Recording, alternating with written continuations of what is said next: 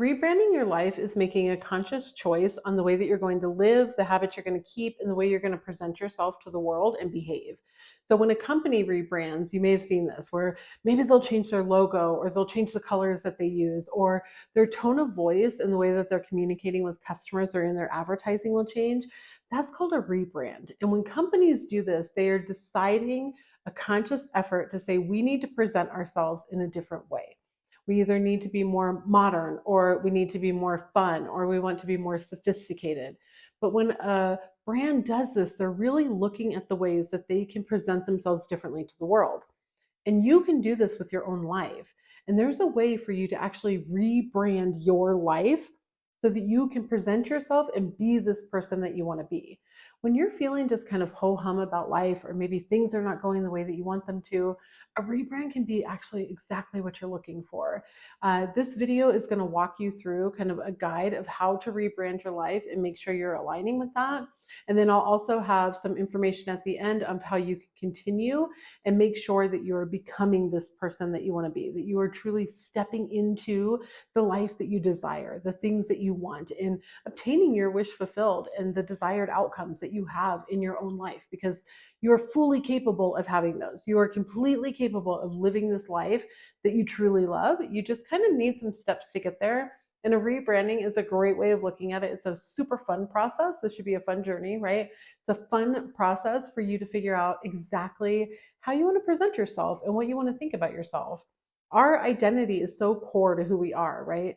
Whether we believe that we are funny or unworthy, or we believe that we are, I'm trying to think here, undesired or compassionate or empathetic. They can be positive or negative. They can be contributing and, what is the word that I'm looking for?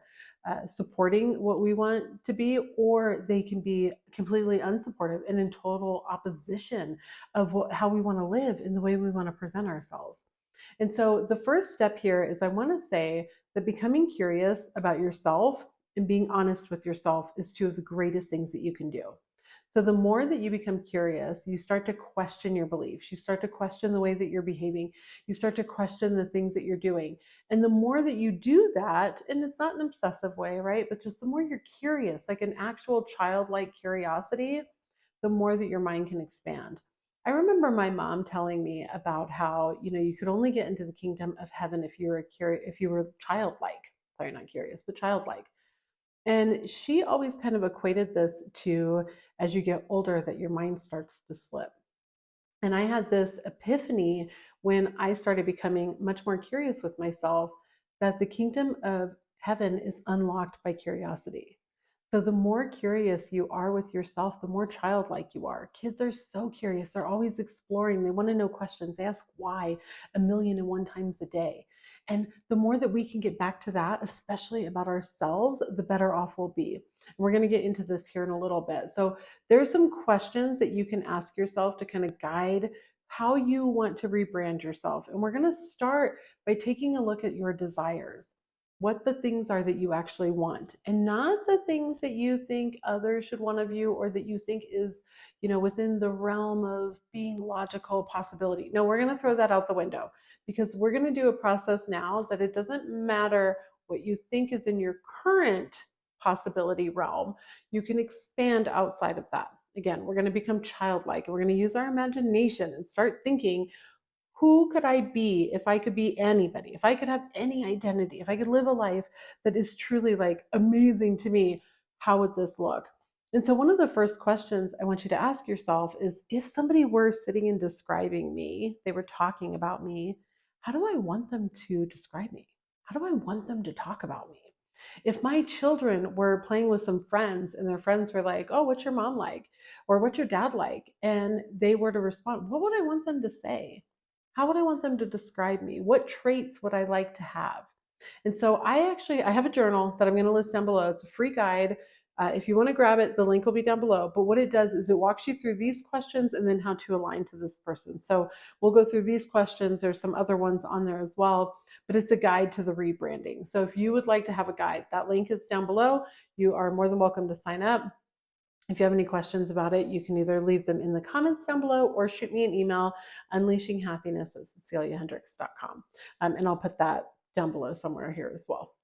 So the other thing that I want you to ask yourself is that, okay, if I want to be perceived in a certain way, which way would I want people to perceive me? Like when others are looking at me, do I want them to see me as distinguished, as fun, as like a wild child?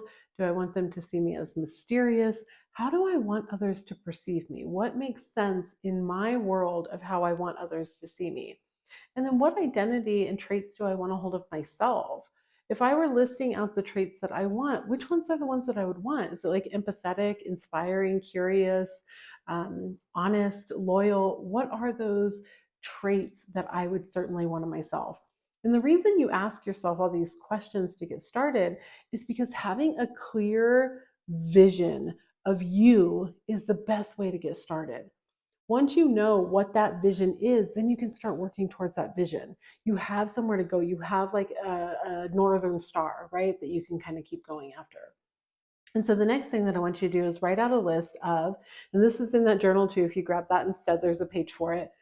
The version of me that is this person, the version of me that has these traits, the version of me that is perceived in this way that I want to be perceived, this version of me who has the goals and the outcomes that I want to have in life. What do they look like? How do they dress? How often do they shower? I know that sometimes people think that's a ridiculous question, but truly think about how often do they shower? Do they shave their legs? How often do they do that? Do they go and get their nails done? How often are they doing that? How do they communicate with others? What type of life are they leading? How do they hold themselves when they walk into a room? And I want you to envision yourself in this. And I want you to do this without being concerned of whether you're doing something right or wrong. This is just fun. What would the possibility of you being that person look like? How could you embody that, right? How would this show up for you? If you had these things, you were this person, this identity, you were perceived in this way that you want to be, you have these traits, what would that look like? So hopefully that makes sense. If not, leave a question down below. I'm happy to answer, clarify any part of this. If it does, also let me know. I like to know that I'm on the right track, so it's always helpful as well. Now, the other one, we're going to come down here in just a little bit. Sorry, I've got all of this stuff written so that I don't forget anything, right? And then another great trait is being honest with yourself. So, this next step, before I get into this, I want to talk about self forgiveness and compassion. So, oftentimes, when we start working on this thing of looking at our current traits and behaviors, it can begin a thing of regret of like, oh my gosh, like look at how much time I've wasted, or what have I been doing with my life, or why do I behave this way? And I want to start by saying, one, it is never too late. It does not matter if you're over 35, it doesn't matter if you're 60, it doesn't matter if you're 70, it doesn't matter if you're 18. All of this is available to you, whatever moment you're starting. And you are starting at the perfect moment for you. When you have regrets in life, it shows that you've learned a lesson, right? The only people who have regrets, so if you regret something that you did, the only people who have regrets are the ones who actually care enough to have that regret. So if there's things that you've done that you're not proud of, just understand that by not being proud of that and making a change and wanting to make a change, that means that you have some self love. You have love for others if you hurt somebody else. Those are beautiful traits. And even though it sounds kind of ridiculous to say that guilt and regret can be such a beautiful thing, it really is when you look at it that way, because it means that you actually care. You care about yourself and you care about others to actually get this done and to pay attention to it and want to make a change. I don't know what excited him, but something certainly did. So I want you to make sure that you're being very gentle with yourself. This is nothing about punishing yourself or feeling like you've done so much wrong or that you are coming into this too late in life. I didn't fall into all of this until my 30s. So I'm 44 now. I didn't fall into all of this until my 30s. I spent way too many years going in cycles, not understanding how to get it to work and feeling frustrated. There were some things that were really fantastic and others that were not. I was losing my personal self, my personal sense of self. And I finally discovered within these, like last 5 or 6 years, the way to bring it all together so that I could actually live a life that I truly love.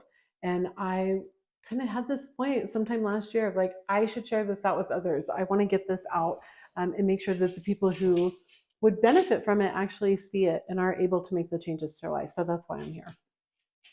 So now that we're being gentle with ourselves and having compassion and self forgiveness, I want you to take a moment and take a look at the traits you currently have. Is your current behaviors, activities, habits, traits that you're holding aligned with this person that you want to be? Are you continuing to remain in relationships that are not supporting who you want to be? Are you continuing behaviors that are not supporting this person that you want to be? And it's okay to be honest with yourself and be like, yeah, actually, I'm not. Like, this is not working out for me. I'm in a relationship that is not helping me grow. And is it because of something I need to change? Like, is it my perspective and things I need to work on and communication skills? Or is it something that I continue to remain in when I know it's not something for me? And I'm kind of forcing myself to be here. And this can be a loved one, it could be family members, it could be friendship groups. I think we've all likely found ourselves in positions that we're like, this relationship has to stop. Like, this isn't serving me. It's not doing anything good for me. I need to move on and broaden the way that I'm treating myself, start treating myself a little bit better. That's a little bit of a side tangent here. So when you look at those areas, where can you improve? What part of your rebranding requires a change in your habits?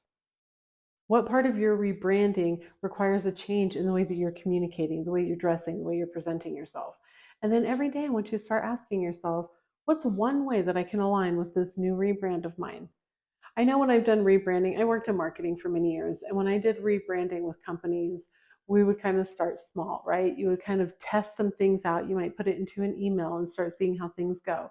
You would test it on your social media platforms. You would test it and see how people reacted to it. And you're really testing with yourself. What's one thing that I can do today to test this new identity? And it may feel uncomfortable. You're going to have to probably push through some uncomfortableness, right? That kind of happens. And that's okay because our brains are designed to say, no, stay the same, don't change. And you want to expand the way that you are, the way that you're behaving, the things that you're doing. And you're totally capable of doing that. So I hope this helps you understand how to rebrand yourself. Definitely, again, if you want to follow along in the guide, I have that listed down below. If you have any questions, please reach out. I'm always happy to hear from you. And I wish you nothing but the best, and I hope you have a beautiful rest of your week.